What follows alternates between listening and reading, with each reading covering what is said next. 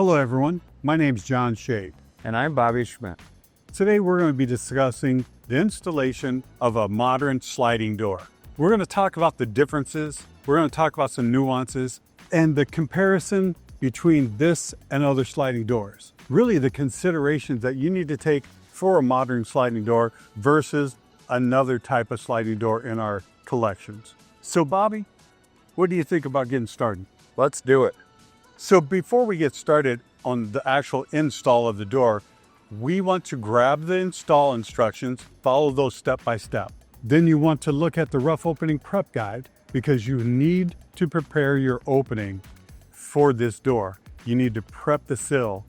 You need to make sure and ensure that the rough opening is square, plumb, and then the walls are true to one another. This is crucial to the operation of your door, the longevity and the performance of that door. So let's get started. Okay, so we're going to get into this, and we're going to get into the installation of this door. We need to do some prep work first. So Bobby, what are you doing? Our next step is going to be to measure back 6 and 15-30 seconds for our sill support.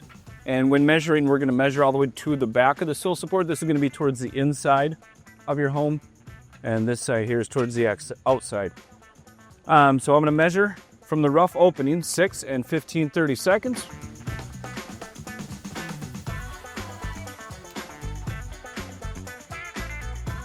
And as I measure along, then I'll get my line on there, and then, which I already have my marks down, and then we're going to take and install this here. So you're centering it in the opening while you're also measuring that 6 to 15, 30 seconds back from that nail fin plane. Yep. Perfect. Awesome. So then all we're going to do is fasten it down. And this is going to support your sill once we get the door, the frame all assembled. So now that we got our sill support in, what's next? You can have an additional sill support on the exterior of your home that the frame would then also help rest on top of. And when doing so, I would refer to the installation instructions on that one. It'll then show you where to apply your bead of caulking and create a nice watertight seal. Perfect. So now that we have this all laid out, let's get to the frame. Let's do it. Okay, so now that we prepped the rough opening, we got everything set there, we're going on to the frame. The frame will come to you knocked out. KD, you'll hear that terminology. So you'll want to take the parts and pieces that you got in your kit, and all your kit comes in a box. So you'll get a job box, it's installation of hardware. All the parts and pieces are going to go into that one. And so then we're going to take the 4 pieces with the corner keys and put them together with the hand driver. You're not going to use a power driver on the corners. You're going to use a hand driver and tighten up the corner. So Bobby, what are you up to now? I just finished injecting all the corners with sealant, and do make sure that you have excess squeeze out in all of your corner keys here. So it should be pouring out of the holes, and wipe it up. Perfect. So now that you got them all over injected, I guess you would call that? Over injected, let's go ahead and get this installed. So now that we have our frame assembled, we need to install in the opening. So Bobby, what are we going to do now? We're going to take and center our frame in the opening side to side, and then we're going to basically slide our sill and snap it into our sill support. Once we get it in there, we're going to kind of tap it with a mallet a little bit to get it to snap into place, and there we go. Perfect. So now we're going to move on, shimming, fastening, everything that we need to do to this frame to get it ready for the rest of the install.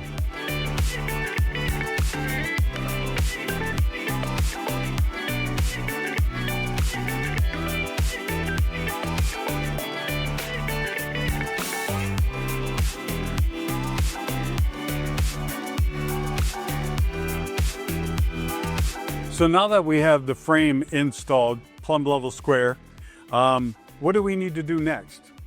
Well, we also already installed our sill liner cover, and after our sill liner cover, we're going to both install both of our side jamb retainers here, one on this side, one on that side. followed by our locking strike as well. Awesome, let's get at it. Let's do it.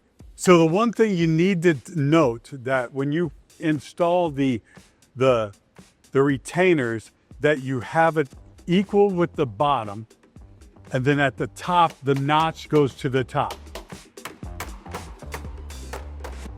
When installing your locking strike, the bump will be at the top of the middle screw.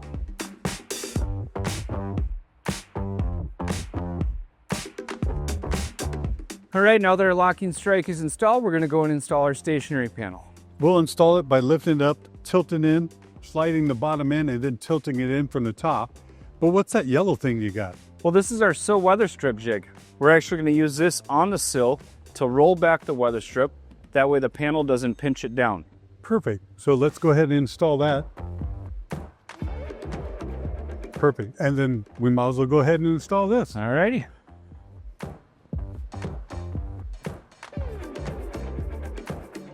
So now we got the bottom tilted in. We're going to tilt in the top. You'll hear an audible click when the panel locks into the head. Now what we can do is slide this stationary panel over into the jamb, and you'll hear another audible click. Now that we got the panel locked into place, we're going to take our Sill Weatherstrip Jig, remove that, and you'll see your weather strip is nice and tight up against the panel. So we're going to get into now installing the operator panel and a few other steps. So again, we're going to install the operator panel, but what else we're going to do? We're going to take the Sill Weatherstrip Jig and install it here in front of the operating panel now. That way we keep this weather strip faced up. And once we get the operating panel into position, we're going to slide it over to engage the interlock and then lock the panel into place. Then once we got it locked in place, we're going to install the retainer above on the head.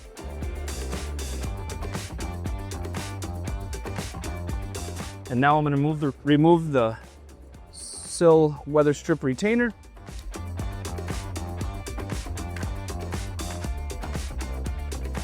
Lock it into place.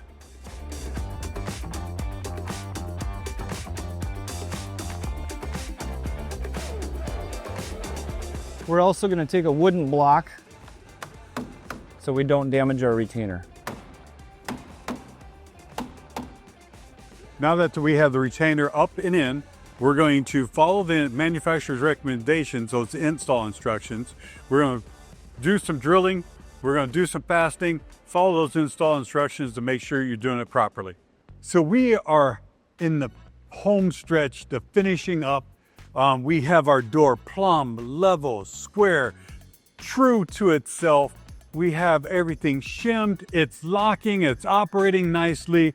So now we just need to finish it up and do some cover work. So Bobby is going to install some covers. So let's get at that. Hello, John. Hey, Bobby. All right, first I'm going to start with the sill cover, and we're going to take and install this at a little bit of an angle. And then that way our sill cover curve can get put down into place. It can be a good idea to use a jamb spreader or a little bit of a spreader bar to put tension on these against your stationary panel and your jamb. Help prevent any scratching of the surface on these covers as well. But otherwise, a stiff putty knife or a flat bar can help guide that curve underneath the cover into place to get it to sit down nice and pretty. Perfect. Then we're going to do the same thing with our head jamb cover as well.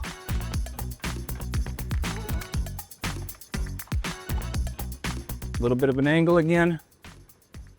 And then we're going to take and use a putty knife or a flat bar to get that to pry into place.